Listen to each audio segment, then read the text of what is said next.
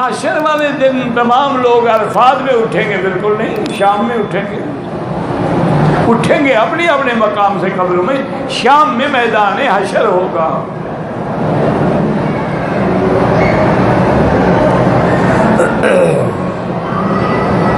کہتے ہیں جی کہ بی بی فاطمہ کو وہ باغ فتق جو تھا وہ حضرت عمر نے نہیں دیا، حضرت علی نے دے دیا۔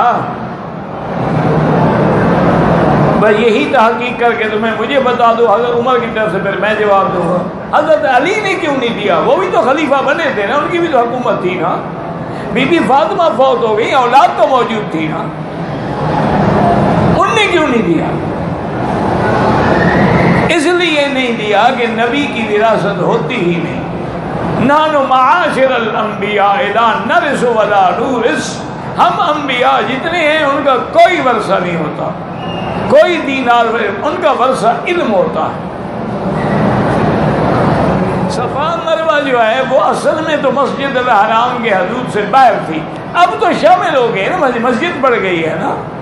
پہلے جو کتابوں میں آتا ہے اس وقت صفا مروہ مسجد کے حدود میں نہیں تھی، اس لیے حیض والی عورت کو بھی صفا مروہ دوڑنے کی اجازت تھی، اور وضو نہ ہو نہ پاک ہو تو دوڑ، لیکن اب تو وہ مسجد میں ہے، اب تو مسجد اس کے بعد بھی کتنا لمبی ہو گئی، اب احتیاط کرنی چاہیے۔ واللہ اعلم۔ ربنا تقبل منا انک انت السمیع العلیم وتب علینا انک انت التواب الرحیم۔